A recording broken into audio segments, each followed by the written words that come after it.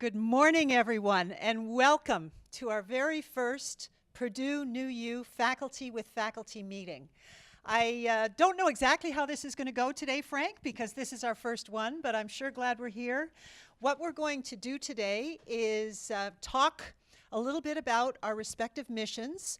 We'll also give you some background on how we're coming together and why we're coming together. Many of you already know this, so there won't be a test at the end, but you could probably pass one. And then we'll open it up for questions. Questions can be to Frank, to me, or to each other. There are faculty from both institutions with us today, so you can ask questions of other faculty.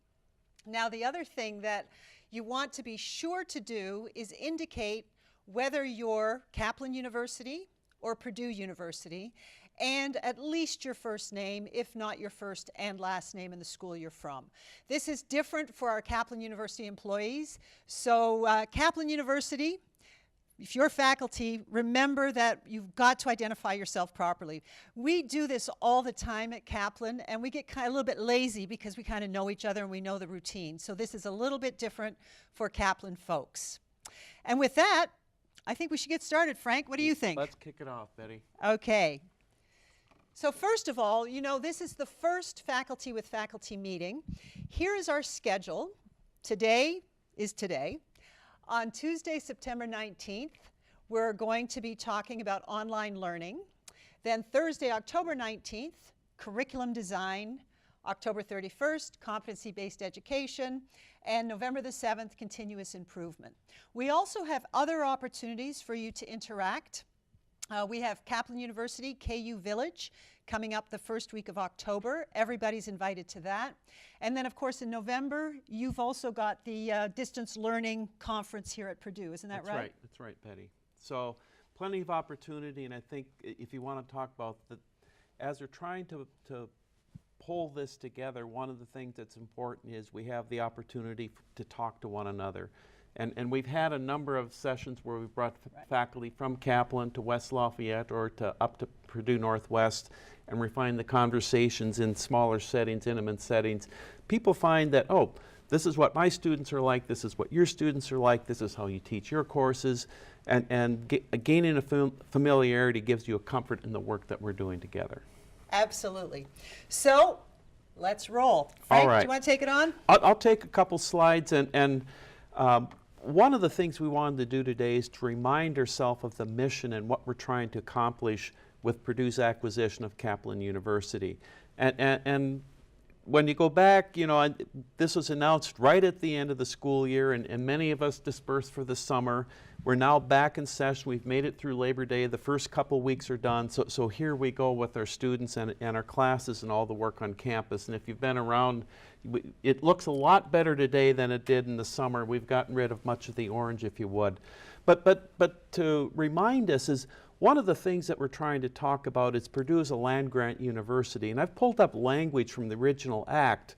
And I'll let you read it there rather than read it to you. But let me highlight one particular part I have in large caps of the industrial classes. And if you go back to 1862, the whole notion of the land grant was higher education at that time wasn't serving the general public, and in particular, the people who were doing the work of the country, if you would. So Purdue was one of the land grants, the 1862s. But as we've gone through our history, over and over again, Congress has come back and said, you know what? There are other populations that we are not serving with the education system, higher education system that we're building for America. So in 1890, we created the second Morrill Act, which broadened access and basically to the historically black in colleges and universities. A century later, basically, we extended land grant status to the tribal colleges. And when you look at it, we've done other things that might not be captured in federal legislation. So there was the many universities, many states across the post-World War II were trying to expand access and in our case, it was the regional campuses in Northwest and Fort Wayne. And the conversation today, and one of the reasons I think this is, if you want to say, Purdue is on the forefront of where the country needs to go today and get to the next generation land grant. And what we're going to talk about, what does that mean and who is that? Why are we even thinking of this? Well, I'll just give a couple statistics that I think really kind of tell the story.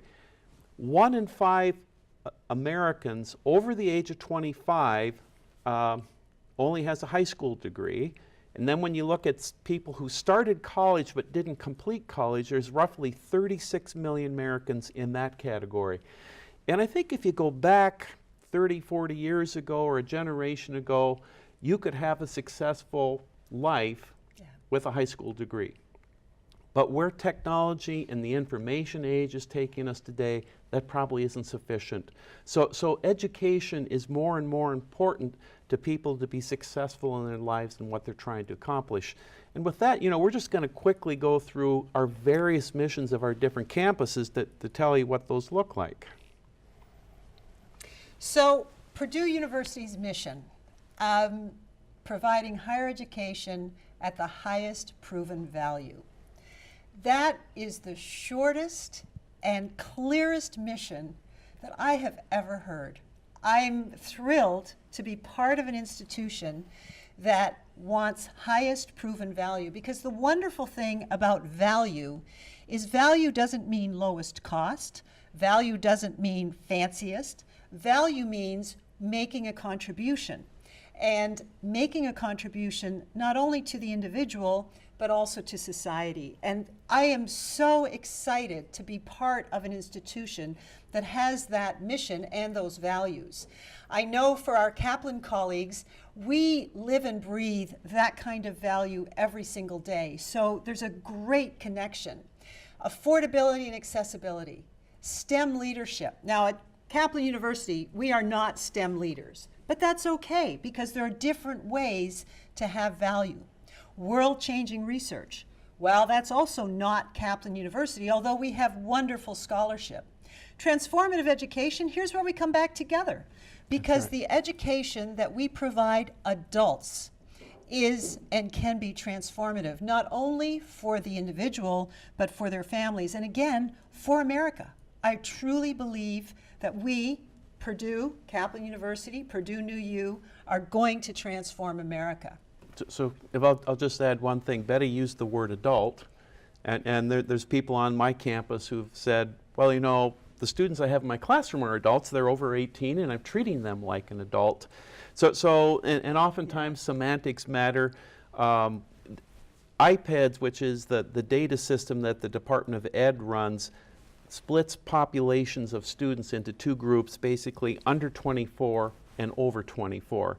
And when some people will call them traditional and non-traditional students, but there actually is a theory of adult learning which is really talking about the non-traditional students. So we probably are going to slip. I use adult learning oftentimes to mean the older students, the non-traditional students from our perspective.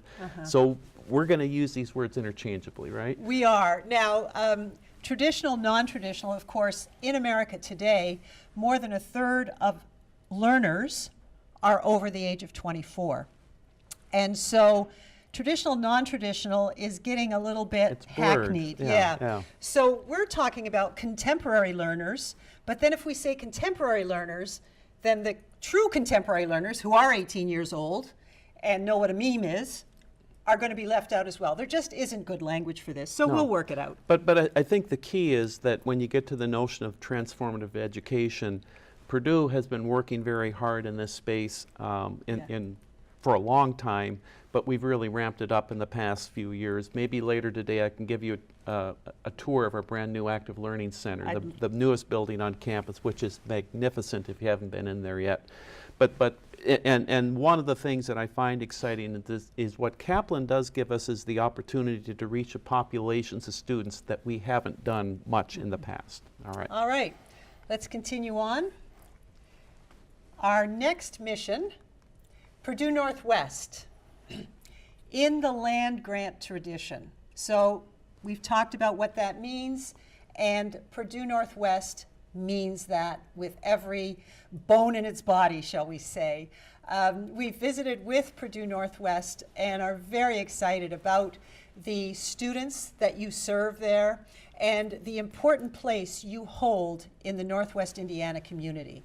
I know that everybody knows that there are challenges in Northwest Indiana, you know, East Cleveland, Gary, Indiana, but Purdue Northwest is a beacon of power and might in that community, and we're so excited to be able to collaborate with you. Purdue Northwest students are interested in critical inquiry through experiential learning, faculty scholarship, civic engagement. Sounds really familiar to us at Kaplan University. Next, Fort Wayne, comprehensive university, baccalaureate and graduate, intellectual, social, economic, and cultural advancement. Again, it's the same feeling. Right. All of our institutions feel the same, but they advance different people in the area. IUPUI. I just love saying IUPUI. I do too. It just kind of rolls off the tongue. Again, highest levels nationally and internationally, research, creative activity, teaching, learning, and again, civic engagement. The thing that comes through on all of the Purdue University missions is this notion of civic engagement. It's our responsibility to do more than just help our students. We need to help our communities. And that, I think, is important for all of us to remember as we think about how these institutions will come together. And that brings us to PurdueNewU. Now, those of you at Kaplan University will recognize this as the Kaplan University mission. At the last PurdueNewU board meeting, the PurdueNewU Board of Trustees approved this mission.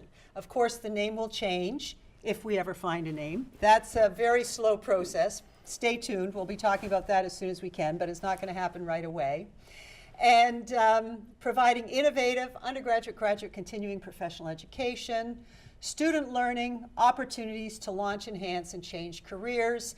Here is the one thing that's a little bit different. We focus at Kaplan University much more on career readiness. We have no programs that don't lead directly to a career.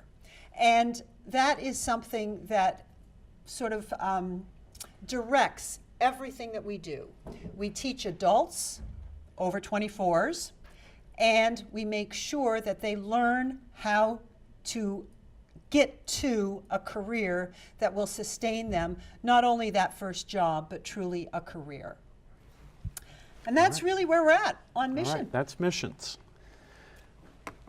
I can do this one. All right. So I think, once again, these are slides we saw last spring, so I'm going to go through this relatively quickly. If you look on the first thing you see under Purdue University, the way President Daniels said is that we have different tiers.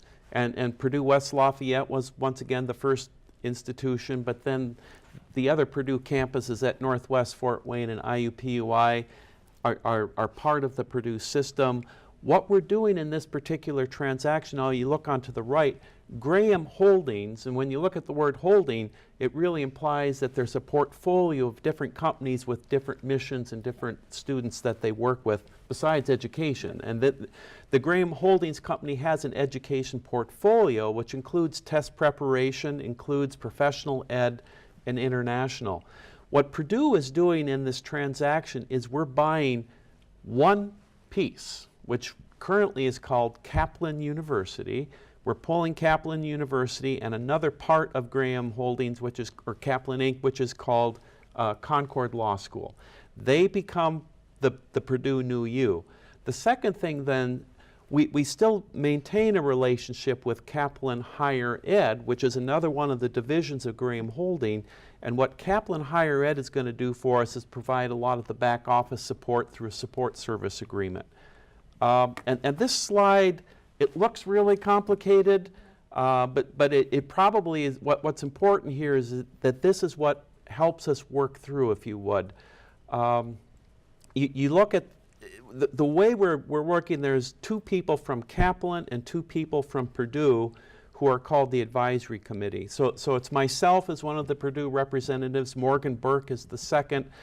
From Kaplan, it's Jerry Durbin and Greg Marino. We talk every week, sometimes multiple weeks, At the bottom of the page are some of the things that we're making. We make recommendations to the Chancellor, we make recommendations to President Daniels, we make recommendations to the Board of Trustees. And it's just a lot of detail, as you can imagine, as you're trying to pull two universities together. It's going well. There's just a lot of the efforts so far have focused on HR policies and things like that. When the transition occurs, one of the things we want to make sure that people still have benefits and people still get paid and those kinds of things. But it's going well, and it's a deliberate process, I guess is the best thing to say.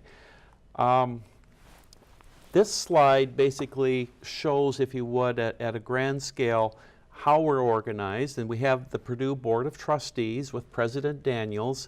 You see under the Board of Trustees what we call the New U Board of Trustees. You want to talk about that, Betty? Sure. The New U Board of Trustees is made up of 6 people. 5 of them are members of the Purdue Board of Trustees, and the Purdue Board of Trustees is appointed by the Governor of Indiana.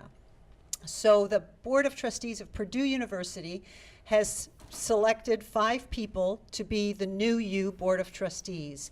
In addition, there's one outsider on the New U Board of Trustees, and that person is supposed to be someone with an understanding of higher education, so bringing something in to both the New U Board of Trustees and also to support the new university. Currently, that person is Paul Bott, and he is also currently a member of the Board of Trustees of Kaplan University. So those 6 folks are responsible for leading and guiding the institution. President Daniels reports directly to them on matters related to the new university. He also reports to the larger board, obviously, on matters relating to Purdue. And I report to President Daniels with also a direct relationship to the New U Board of Trustees. Basically, they can fire me. I hope they don't. No, it's not. Yeah.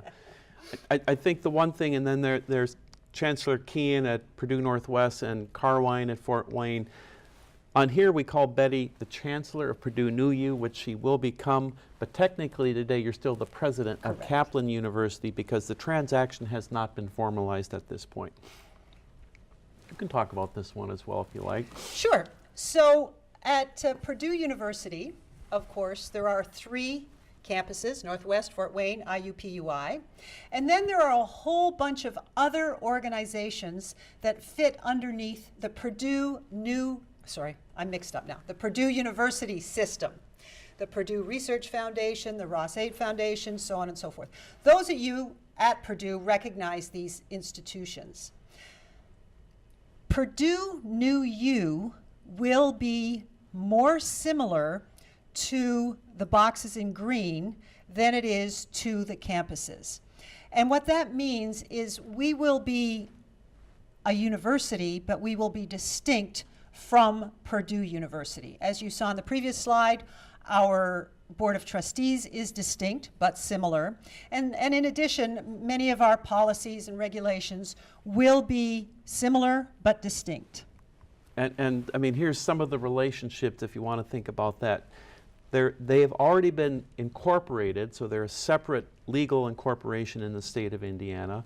The key for all of this is that they're controlled by Purdue, but they have standalone HLC accreditation. So everything that we would think in a university that defines what a university is, your diploma, your curricula, your faculty, your policies are separate, but as Betty said, similar.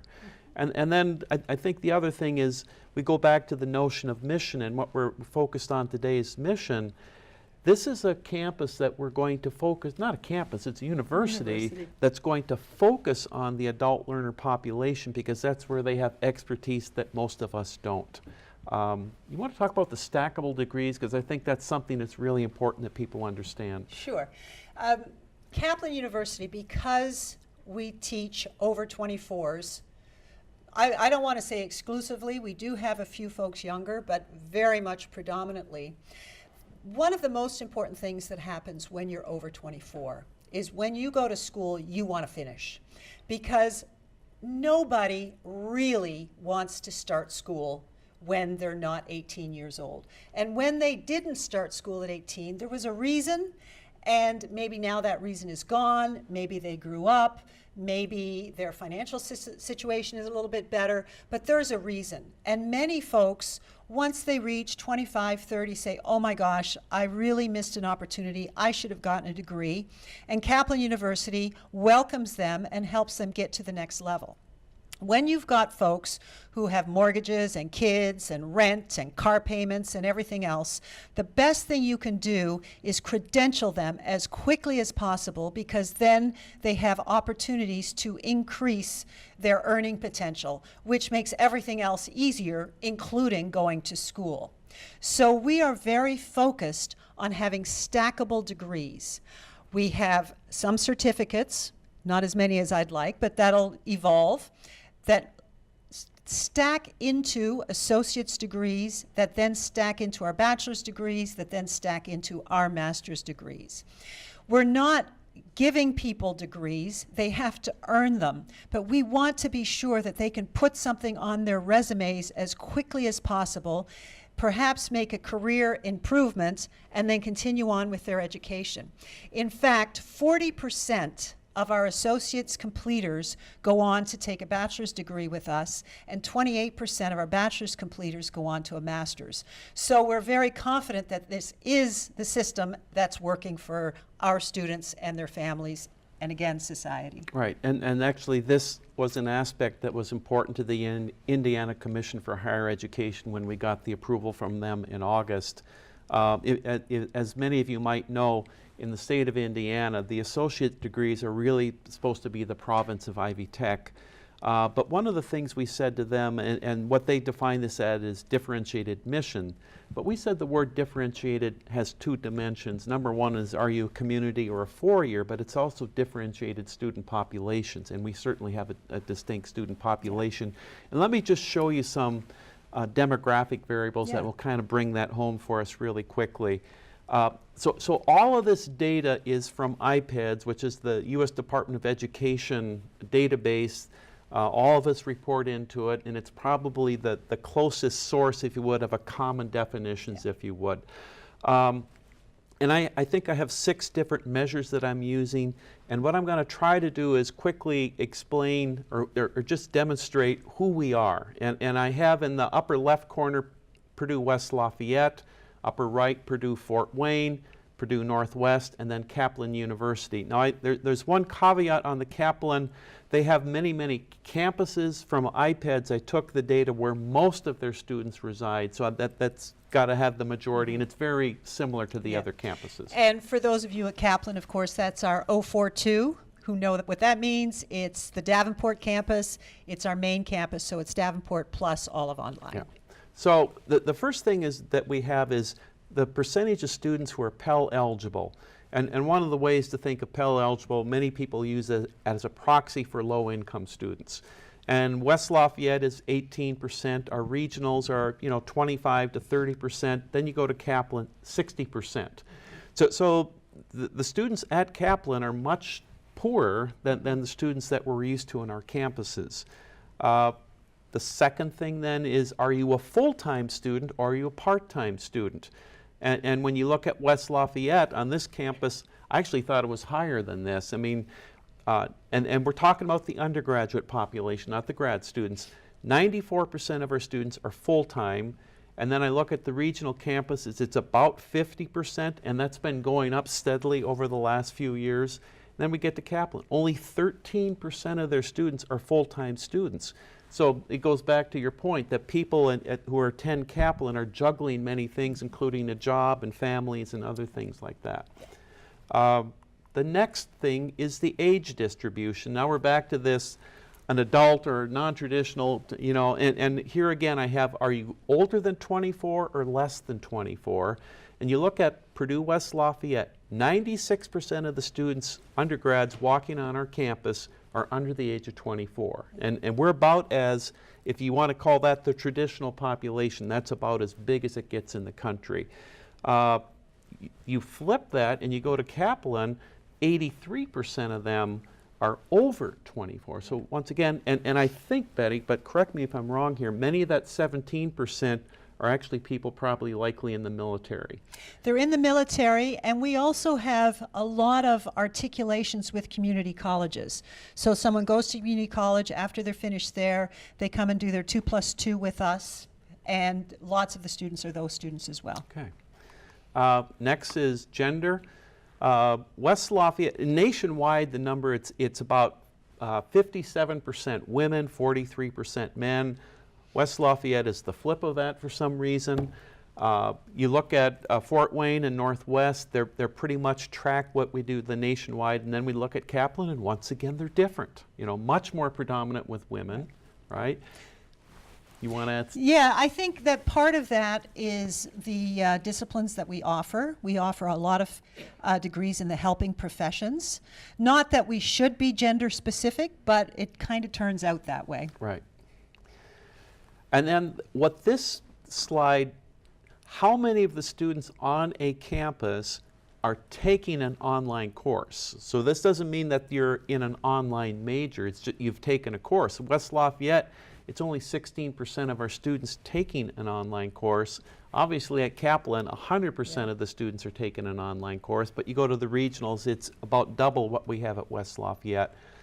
And then an important one, and I had to do some manipulation to get to this number, but I think it's pretty accurate. The number of veterans we have in our program, or it could be active duty as well. For Kaplan, it's active duty spouses and veterans. Yeah. And you know, our campuses in traditional Purdue system are 1 to 2%, but you go to Kaplan, it's a very important population of students that they deal with every day. And we're very proud to be able to serve them. I'll let you have this one. Yes. So we've been approved by the Indiana Commission for Higher Education, and we're very happy about that. Now, some of you may have read in the press, well, of course they were going to be approved. Well, I have to tell you, Frank and I and many others spent a great deal of time both at the commission offices and at meetings, and I can't say the questions were easy.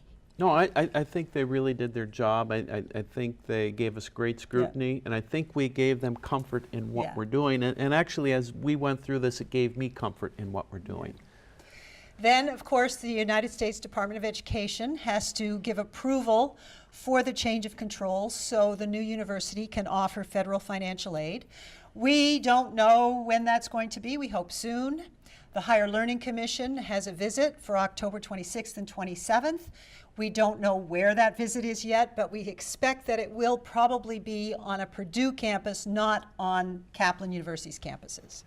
And then the Higher Learning Commission has a board meeting in February where we expect the decision to be made. Right. We don't expect that these decisions go against us. We really think that this is going to happen, that there is support, and that we will move forward. Nevertheless, we are not going to assume anything, and this is not a done deal till it's a done deal. And right now, it's not a done deal. So if you work for Kaplan University, you work for Kaplan University. If you work for Purdue University, you work for Purdue University. You're a faculty member at either institution. And today, that's the way it is, and that's the way it's going to be until we tell you differently. Right. And in particular for the Higher Learning Commission, when we have an agenda, so what happens is they're going to tell us these are the things we want to talk about in the change of control to put Kaplan under Purdue University. They haven't shared that with us as of yet. We're eagerly waiting for that as well. But when we have that, we then form the 2 days and who will be in the room, but we'll make sure that the campuses know what that's going to look like. And I think that's the last slide we have, and I think we're ready to take some questions. I think so. Okay. So first I want to explain who's asking the questions. As you know, you've all had the opportunity to provide questions in the river, as we call it. And we've got 2 people here in the room with us who are going to read the questions to us. Both of them are very familiar to you. One is Jean Norbert, and the other is Amy Hawkinson. Now, I didn't say they were both going to be familiar to all of you, but half of you know Jean, who's with Purdue, half of you know Amy, who's been running Kaplan University's town halls, I feel like forever, even though that's not really true. So away you go, ladies. Okay, the first question we have asks you to look into a crystal ball and look 10 years down the road. What do we think the changes will be for higher education in the next 10 years? I think we both should answer this one because I think crystal balls, I mean, the reality is 10 years. I'm probably not going to be working here anymore, so you can't hold this on me. I'll say in 10 years, these are a couple of the things that I see. I think we will have successfully brought NewU to life, if you would. My hunch, instead of roughly the 30,000 students we have there today, it's going to be a university with maybe as many as 100,000 students. Because it's such a vast market in the country, and one of the things that I've learned is you have the ability to scale, which is important in this market. I think on campuses, I still think there's going to be a need. The campuses that we have, we still have students looking for the residential experience, and that's one of the big differences between the over 24 and the under 24. So in some of the conversations we've had with faculty, I think it was the accounting group when we had them together, there's one person who's very astute, and after about 30 minutes or 40 minutes, they're comparing the courses they teach, and they're comparing the text that they use, and all of a sudden he says, you know, I think I can point us in a direction.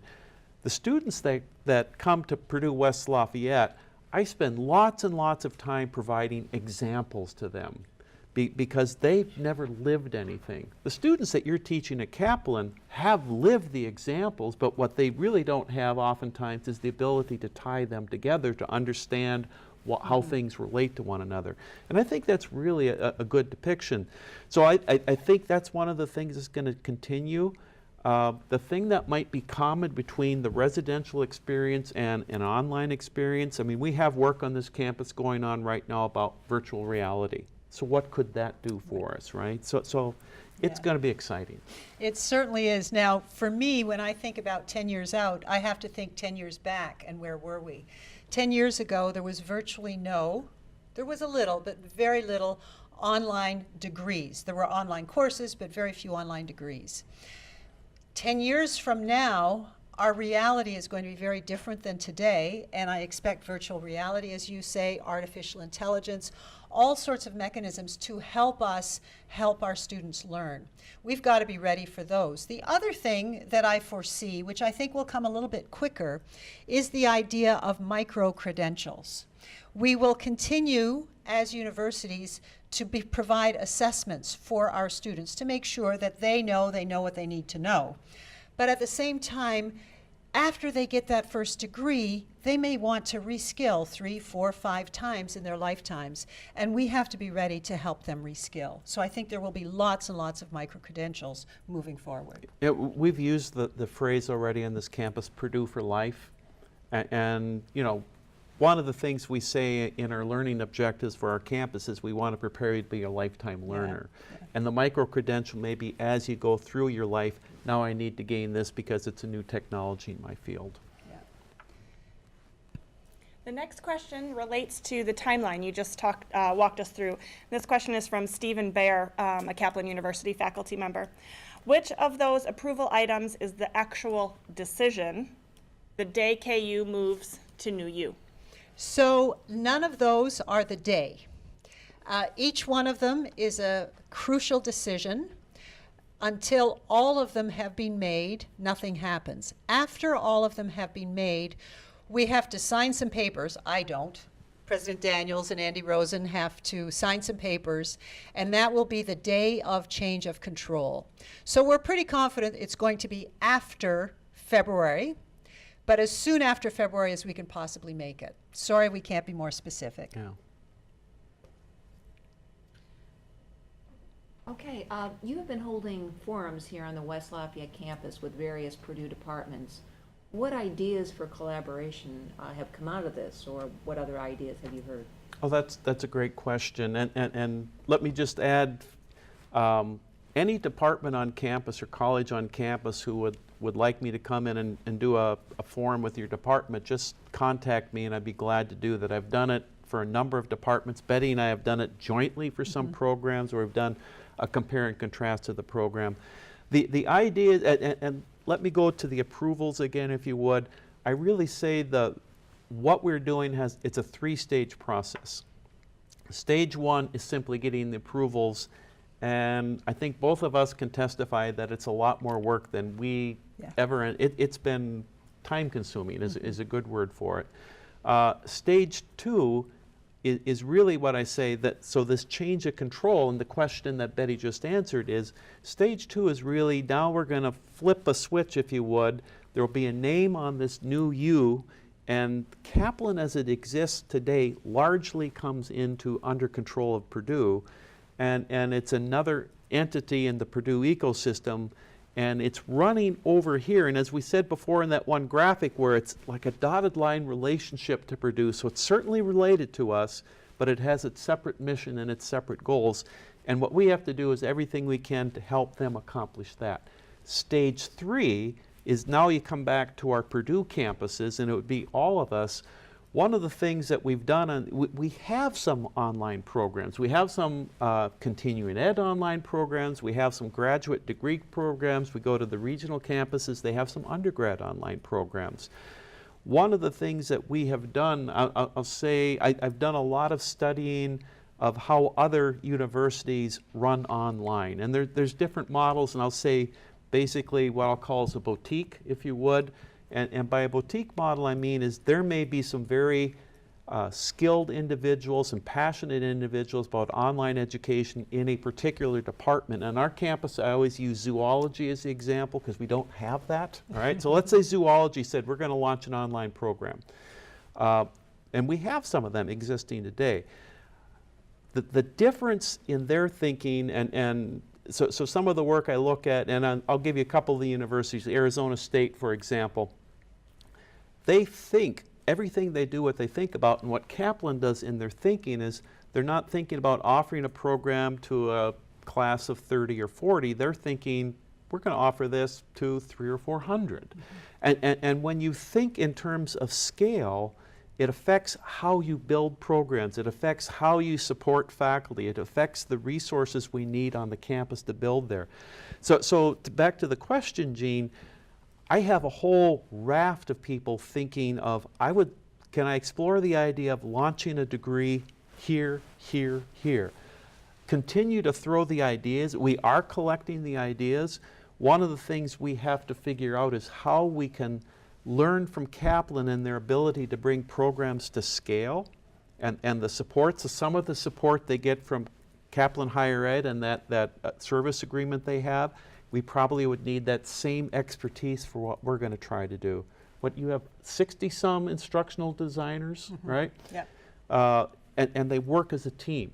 And we have designers across the campus, but one of the things that I've observed with when they become part of a larger group, you're able to develop more expertise, and you're able to, these 6 people are focused on adaptive learning, and these 7 people are focused on embedding video, and these 6, and those kinds of abilities, that's what lets you get to scale.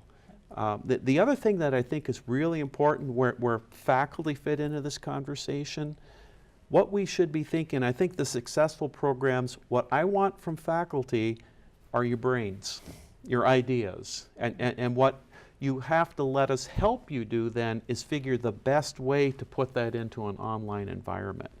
So back to the question, Jean, that it runs the gamut. I have some people who have very short course. There's one who wants to do a program in financial literacy, which is like a continuing ed program. There are other people who have ideas for complete online degrees for undergraduates. And we're open for business. They're all possible. Yeah. But we're not open yet. Right. This next question comes from Kaplan University's Sarah Sander. Purdue's commitment to the land-grant mission is admirable. NewU allows Purdue to reach a segment that has been often ignored. What do you think the two group, over 24s and under 24s, can learn from each other? Wow, that's a great question, and the answer could take me a week, just a week. Frank, do you have a quick answer to that? No, it's All right. 2 weeks for me, but I'm stalling too. Yeah, Right? no, So- I think the thing that's the most interesting about this is the fact that under 24s have these engines, right? They process very, very quickly. They learn quickly. They know how to learn. They haven't forgotten how to learn. I have to be honest, if I had to take a really tough exam, I'd be in trouble today because I haven't taken an exam since I did my, my PhD comprehensive. That's a long time ago. Our over 24s have context. They have lots of examples. What these two groups can learn from each other is what life is like on either side of that divide, but also how to learn and what context brings to an environment. I know when there are over 25s and under 25s in the classroom, and it's not overwhelmingly one or the other, those two groups learn a great deal from each other because the context and the current understanding of the world go really well together. So they've lots to learn from each other, and I can foresee putting more of them in classes, but not classes where there's one 22-year-old and everybody else is 35, or one 35-year-old and everybody else is 19. That doesn't work so well usually. Okay, Anthony Denhart would like to know, how do you envision NewU and industrial partnerships growing or changing? Do you see the partnerships growing globally? Perfect question. Hi, Tony. I know he's sitting over in the Union drinking coffee. So I mean, that's a really great question, and this is a new opportunity. Here's one of the things that this could mean, all right? Let's just pick a company, and company X, so we won't brand them for the moment, but a lot of companies, one of the things they look for is the notion of lifelong learning again, all right? So they may have employees that you're moving into a new technology, and we would like to have a certificate, right, or a micro-credential, as Betty said. But the other things, and when you look at some of the Kaplan employees today, or Kaplan students today, one of the things you saw 87% of them are part-time. Well, the reason that a lot of them are part-time is they have jobs. And I have a sister who's actually doing this, not with Kaplan, but in her job, she's done really well, and her boss came and says, I'd like to promote you, Patty, but you have to have a master's degree before you can move in this position. And she said, look, I got kids at home. How am I supposed to deal with it? I can't go to school. And the HR in this company, which is a larger company, said, well, you're aware of these opportunities. So that's what she's doing. And she has found for her, and she had the same doubt. She was really worried about going back to school because it'd been a while since she'd been there. So I guess, Tony, it can be a multiplicity of things that we do, and that's probably what bringing Kaplan into the Purdue learning ecosystem, one of the things it does, it gives us capability where we didn't have it before. And as we think out, we're going to be able to form a much more holistic industrial partner. The industrial partner is most likely, and I know Tony comes to campus because one of the things he's doing is recruiting students for internships and positions, right? That's going to be there. But now you might have some programs in addition to what you had in the past. I'll say it goes back to the other one. I think the only thing that's probably going to limit is our imagination. I think that that's right, Frank. I really believe that organizations around the globe are going to see the benefit of having the PurdueNewU combination, because we can provide a full gamut of educational experiences for people from frontline clerks all the way up to the executive ranks now. And I'm very excited to be able to start doing that. Sean Jameson from Kaplan University's Concord Law School asks, what would you see as the priority opportunity for leveraging different talent pools of faculty between the schools? So for me, the number one priority is getting our folks together to talk about learning and to talk about pedagogy and pedagogical research and how we can help each other help our students become better learners. I think that there is a great deal of work that needs to be done to improve classrooms around the globe. I know Kaplan University's classrooms, we're very proud of them. They can be better. I expect, Frank, you would say the same thing. Absolutely. And we can learn from each other. And helping each other learn how to make all our classrooms better, I think, is a high, high priority. And we can only do that together. Right, and if you go to the last town hall that we're going to have, actually that's the subject of the day, what can we do? And I look at it, it's a continuous improvement cycle. I'll just throw a couple things. Kaplan in instructional design or course design brings to me a very disciplined approach to it. And I think if we're going to try to go to scale rather than the boutique model, you do need to have some discipline in how you approach it. So I think that's one of the things that they've thought through, what's the best way to build out courses and programs. What Purdue has, and there's a person sitting in the back of the room here, our ITAP group has built some amazing instructional tools, and they can be used in an online class, they can be used in a residential class, but we have products like Gradient for doing writing assignments, we have products like Hot Seat for doing capture of questions and things like that. Many more things have been built by ITAP, and this might give us a mechanism to get them more distributed. Okay, next we have a question from Amy Glenn. Will Purdue provide employment opportunities or networking opportunities for adult learners? Don't you do that already? Somebody asks? Can you repeat the question, Jean? Sure. Will Purdue provide employment opportunities or network opportunities for adult learner graduates? Purdue degrees, Amy goes on to say, including NewU, prepare students for careers, but employers are really not hiring some of these adults as well. So will we provide career opportunities? All right. So this, now I get it. I'm sorry, Jean, I was a little bit obtuse there. Kaplan University has a very serious, robust focus on helping all of our graduates get the careers that they need to be successful. We have approximately, it ups and downs a little bit, but we have about 60 people who focus exclusively on helping our graduates obtain employment.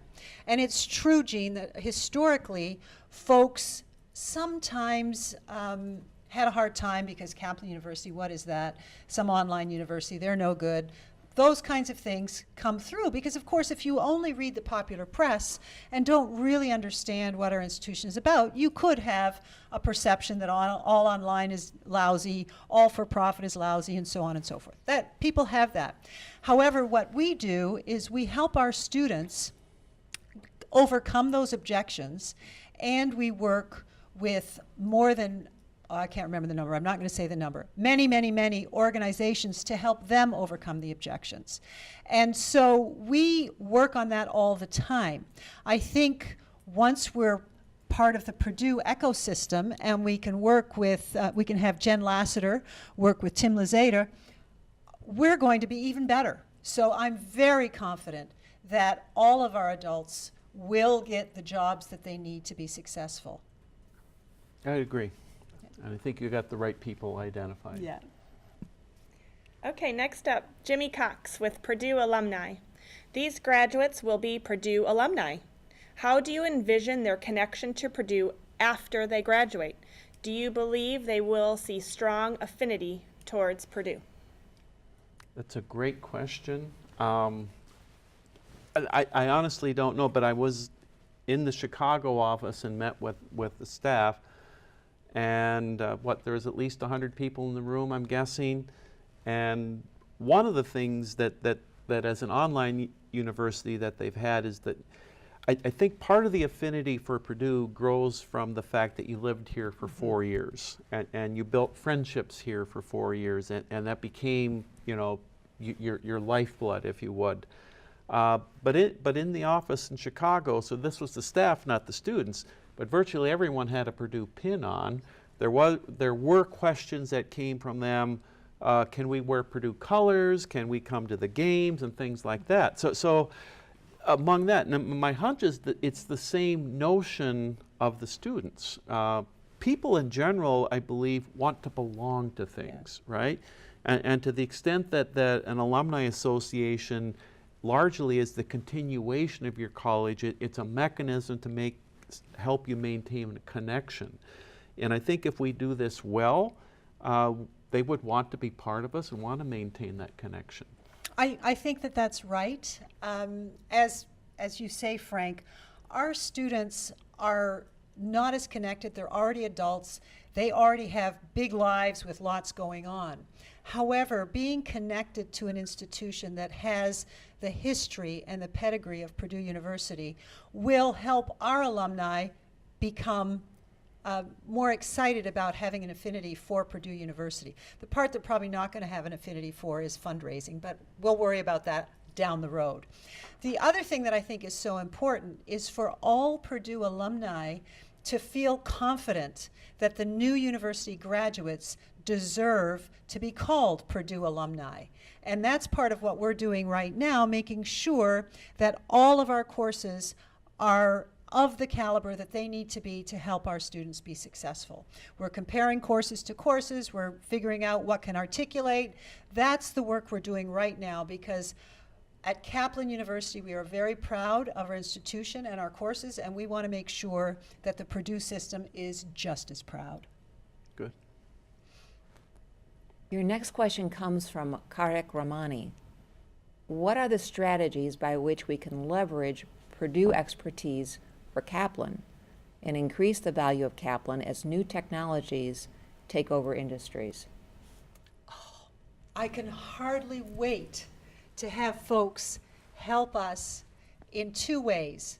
Make our coursework better, which we've already talked about with ITAP, and also make our coursework better because at Purdue you're leading the charge. You're at the forefront. And the sooner that we can bring that forefront knowledge into NewU classrooms for NewU learners, the better off our learners will be and the better off Purdue University will be.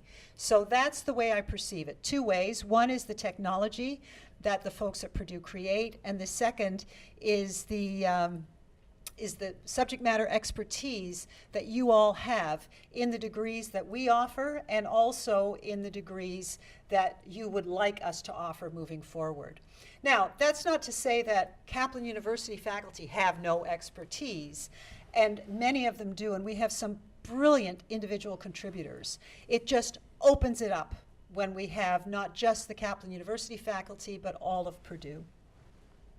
And I'll echo on what Betty said, is one of the things is, you know, this is old language, but we called them R1s, you know, Research 1 Carnegie institutions. And to become a full professor on this campus, what it means is you've established a national or international reputation. And the faculty we have in this campus are simply brilliant. Yeah. And sometimes I live in a very special place, and as you walk across campus, you're meeting research scholars in a wide domain of fields. So you go back, when you're talking about the missions, one of the things you caught on as a land-grant institution, one of the things we say is we have multiple missions. One is research, one is educational, the other is service or civic engagement. Mm-hmm. And I believe that the DNA of Purdue says it's not enough for us to get grants and write papers and train graduate students. We also have an obligation to bring what we do to society, if you would. So another mechanism then, and we've been doing this in the last few years on this campus, is we've really put a lot of effort, and we've had over 300 faculty go through our program that we call Impact, which helps them rethink how they're doing their courses. So to that end, the strategies would be is define some of these, you know, we're on the cusp, and this is something that we have thought of that isn't in a lot of the curriculum, if you would. One of the ways you can best position your students for a rapidly emerging world is to have the students familiar with things that are concepts and are taught here, whereas other places they're just thinking about them. In our last few minutes in this session, Robert Winters, Kaplan faculty member, asks, could you speak to the competitive advantages you see Kaplan bringing to Purdue over other providers in higher education marketplace? I'm going to leave that one to you, Frank. I thought you were going to do that. Yeah, because otherwise I'd be bragging, and I don't like to brag. Well, you do, but that, I mean, but you have a lot to brag about, so that's not a bad thing. And I understand the question, and I'm going to, obviously you turn it to your advantage because he's not in the room, I guess, if you would. As I look in this world, if you would, the for-profit segment, which is where Kaplan has been living, one of the things that people on this campus did, they did a very thorough vetting because, and I'm sure there's people in the room listening, is that there have been concerns that Betty addressed earlier in the conversation about people say the for-profit sector, if you would, is tainted.